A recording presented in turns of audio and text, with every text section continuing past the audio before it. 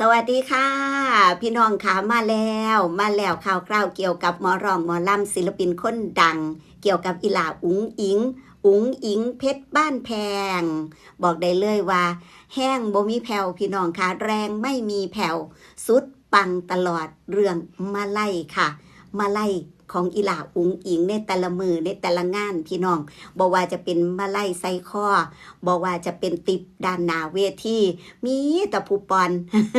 มีแต่ผู้เอิญไปเอาเงินงวกใส่กับเงินงวกขัวกับเงินพี่น้องเอ้ยรับใส่กระตาจนหล่นคือว่าสันเถาะเนาะจนได้เอิญหากระสอบปุ๋ยกระสอบปานกันไปเลยทีเดียวมื้อคืนคือกันพี่น้องมื้อคืนนี่อีหลาอุ๋งอิงทีมงานสาวน้อยเพชรบ้านแพงไปทำการแสดงอยู่ที่ตลาดสมาพรค่ะตำบลบางปลาอำเภอบางพลีจังหวัดสมุทรปราการนะคะปรากฏว่าคนหลายพี่น้องคนหลายค่ะหลั่งไหลไปหาและที่สำคัญที่แน่นอนช่วงอีหลาอุ๋งอิงออกมานี่ก็คือเก่าเหมือนเดิมติบด้านหน้าเวทีแตกสะคือเก่าพี่น้องเอ๋ยแย่งกันเอาไห้พุ่นละพี่น้องเอ๋ยจักสิว่าจังใดนี่ค่ะอีหลาอุ๋งอิงโพสต์ส่งงานพี่น้องส่งงานค่ะขอบพระคุณพ่อแม่FC ทุกคนเด้อจ้าที่มาให้กำลังใจอีหลาอยู่หน้าห้านในมือนี้พ่อแม่มาให้กำลังใจหลาเต็มหน้าห้านเลยจ้ะขอบพระคุณพ่อแม่ที่เอ็นดูเมตตาหลาเด้อจ้ะมือนี้หลามีความสุขคักจ้ะขอบพระคุณพ่อโจแม่นุชพ่อนุ่นแม่ปียาสุภาพลุงอำนาจขอบพระคุณพ่อแม่FC พลังเงียบทุกคนเด้อจ้ะอีหลาหักพ่อแม่เด้อจ้ะเพิ่นว่าไล่สดช่องพ่อแม่อุ๋งอิงลำเพลินออฟฟิเชียลแม่กาโมนี่เนาะพ่อผู้จัดพ่อท็อปพลังเงียบประมาณนี้นะคะขอบพระคุณของฝากจากพ่อแม่ทุกคนด้วยนะคะเปิ่นว่านี่ล่ะภาพส่งงานพี่น้องเอ้ยตามที่เห็นนี่เห็นบ่มาไ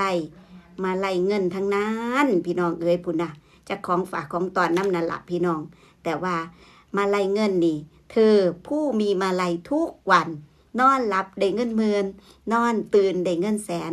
แบมือไปได้เงินล้านนั่นคืออุ๋งอิงเพชรบ้านแพงแห้งดีบ่มีแผ่วพี่น้องเอ๋ยมาไล่ยังจุกแน่น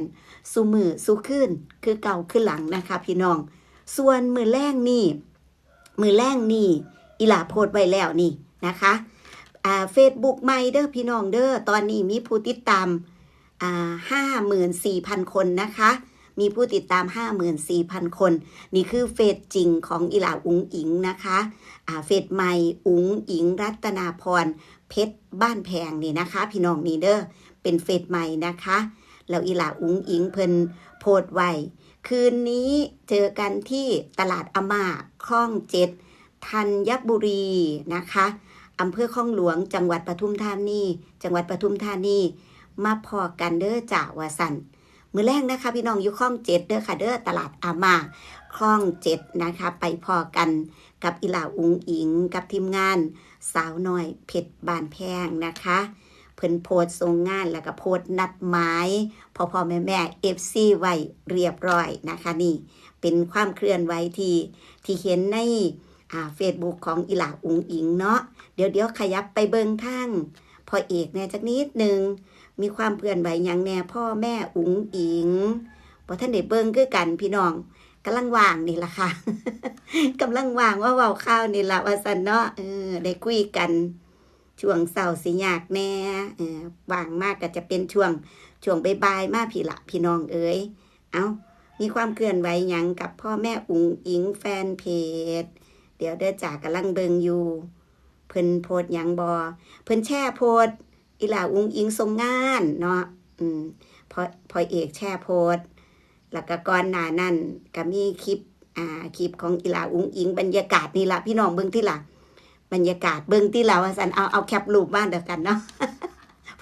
พอดีเจ้าของเปิดคลิปเบิ่งที่ล่ะว่าซั่นพูดน่ะโอ้ยเนาะมีแต่ผู้มาหาพี่มอนอิงกับปังไปน้ำกันปอนอีหลาอุ๋งอิงปอนพี่มอนอิงน้ำนี่ล่ะเพิ่นเอิ้นว่าอีหยังก็บุญบารมีมาหนุนกันพี่น้องแม่นบ่ นี่พ่อแม่ FC เพิ่นป้อนอีหลาอุ้งอิงเพิ่นก็ป้อนพี่ม่อนอิงนำ ตาหักเอ็นดูคือว่านั่นเห็นบ่ค่ะถือว่าเป็นความเคลื่อนไหวล่าสุดจากช่องพ่อแม่อุ๋งอิงแฟนเพจนี่จะประมาณนี้นะคะเป็นคลิปบรรยากาศของมือคืนของมือคืนเนาะเป็นคลิปบรรยากาศพ่อเอกยังบ่ทันได้โพสต์หยังอีกเพิ่มเติมนอกจากแช่โพสต์อีหลาอุ๋งอิงที่ขอบคุณพ่อแม่ที่ให้ติปให้มาไล่มือคืนนี้นะคะพี่น้องก็ถือว่ายังบ่ทันมีความเคลื่อนไหวอื่นๆเนาะก็มีแต่ให้พี่น้องนั่นล่ะไปมวนซืนกับลูกสาวเด้อมื้อแลงผู้ใดอยู่ทางคลอง7อยู่ทางปทุมธานีพุ่นละในโซนภาคกลางนะคะพี่น้องโซนทางกรุงเทพกรุงไทยไปพุ่นพี่น้องบ้านเฮาได้หลายน่ะเนาะอย่าลืมไปให้กำลังใจอีหลาอุ๋งอิงไปให้กำลังใจทีมงานสาวน้อยเพชรบ้านแพง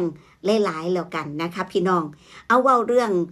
นอกเรื่องแน่จักน้อยนึงบัดตานี้ความเคลื่อนไหวที่เพจดีเจสาวน้ำยืนอีสานอ่อนซ่อนพี่น้องในรอบปีเพิ่งเห็นมีคลิปได้ยอดวิวหลากหลายแสนน้ำบานน้ำเมืองเพิ่นแต่ก่อนนั่นโอ้ย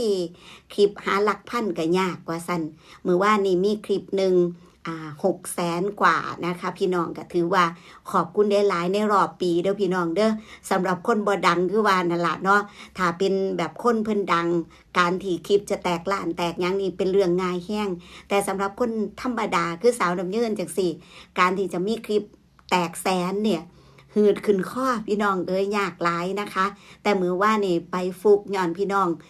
มาเห็นแต่มันเป็นคลิปสั้นๆพี่น้องรายได้ก็บ่ได้หลายนะคะ10 กว่าเหรียญแต่มันคือความอีหยังก็เขาเอิ้นว่าเป็นกำลังใจยังพอมีแห้งสู่แน่จังซี่นะพอได้เห็นว่ามีคนเบิ่งเป็นแสนจังซี่แม่นบ่จังใดก็ฝากพี่น้องติดตามต่อไปในเด้อค่ะเป็นข่าวคราวเกี่ยวกับหมอร้องหมอล่ำก็จะอยู่นี่ล่ะเพจนี้กับช่อง YouTube ก็คือดีเจสาวน้ำยืนอีสานอ่อนซ่อนส่วน Facebook ส่วนโตก็คือกำลังกลับไปเล่นคือกันได้2 เดือนกลับไปเล่นได้2 เดือนก็ฝากพี่น้องไปติดตามนำ Facebook ส่วนโตชื่อว่าดีเจสาวน้ำยืนมีสันบ่มีอีสานอ่อนซ่อนต่อนะคะพี่น้องเป็นดีเจ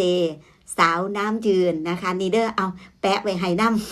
ำ เดี๋ยวจะคนหากันบ่เห็นแปะไว้ให้นำนะคะพี่น้องก็ฝากพี่น้องไปกดติดตามไปเบิ่งคลิปนำไปเบิ่งโพสต์ต่างๆซอยกันเป็นกำลังใจกันต่อไปคือว่าเนาะขอบคุณหลายๆพี่น้องค่ะเอาเว้าสู่กันฟัง